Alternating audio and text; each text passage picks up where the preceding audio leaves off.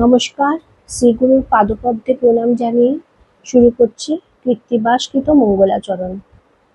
রামং লক্ষ্মণ পূর্বজং রঘুবরং সীতাপতিং সুন্দরং কাকুৎস্থং করুণাময়ং গুণনিধিং বিপ্রপ্রিয়ং ধার্মিকং রাজেন্দ্রং সত্যবন্ধং দশরথতনয়ং শ্যামলং শান্তমূর্তিং বন্দে লোকাভিরামং রঘুকুলতিলকং রাঘবং রাবণারিম। দক্ষিণে লক্ষ্মণধ্বনি বামতো জানকী শুভা পুরতো মারুতির্যস্ব তং নমামি রঘুত্তমম।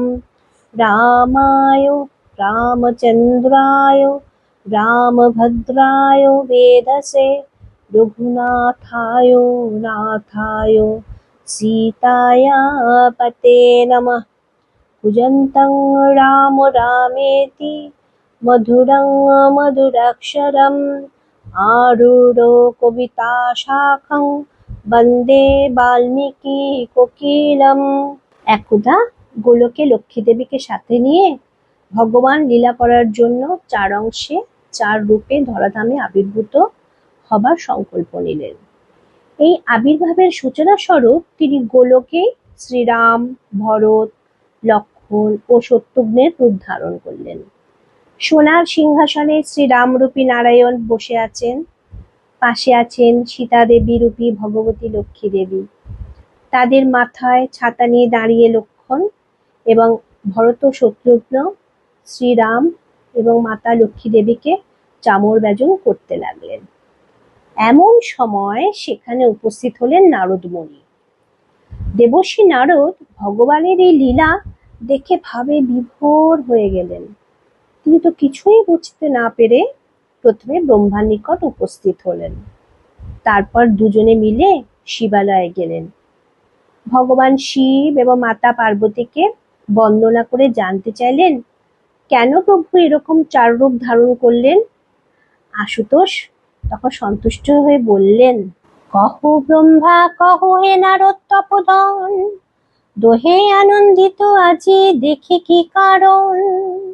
তখন ব্রহ্মা বলেন, শুনো দেব ভোলানাথ, দেখিলাম গোলকে অপূর্ব জগন্নাথ, দেখিতাম পূর্বতে কেবল নারায়ণ, 4 অংশ দেখিবে কিসের কারণ। মহেশ্বর শুনে বললেন যে পরম ভগবান বিষ্ণু ওই 4 রূপ ধরে অবতার রূপী হয়ে পৃথিবীতে জন্মগ্রহণ করবেন। সেই অবতার হবে 60,000 বছর পরে। তিনি বললেন, রাবণ রাক্ষস হবে পৃথিবী মণ্ডলে, রাবণ ও রাক্ষস হবে পৃথিবী মণ্ডলে, তাহারে বোধিতে জন্ম লবেন ভূতলে। দশরথ ঘরে জন্মিবেন 4 জন, শ্রীরাম লক্ষ্মণ আর ভরত শত্রুঘ্ন, 1 অংশে নারায়ণ 4 অংশ হইয়া, 3 গর্ভে জন্মিবেন শুভক্ষণ পাইয়া। জানকী সহিত রাম লইয়া লক্ষ্মণ, পিতৃসত্য পালনার্থ যাইবেন বন, সীতা উদ্ধারিবে রাম মারিয়া রাবণ, লবকুশ নামে হবে সীতার নন্দন। মনুষ্য গো হত্যা আদি যত পাপ করে, একবার রাম নামে সর্ব পাপ হরে। মহাপাপীও যদি রাম নাম করেন সেও পাপমুক্ত হতে পারে। ব্রহ্মা ও নারদ তখন মহাপাপী খুঁজতে বের হলেন। তাদের উদ্দেশ্য হলো মহাপাপীকে দিয়ে রাম নাম উচ্চারণ করিয়ে পাপমুক্ত করে উদ্ধার করা।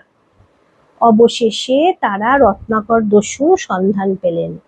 এই দস্যু চ্যবন মুনির পুত্র, কিন্তু সে এমন কোনো দুষ্কর্ম আর পাপ নেই যা করেনি।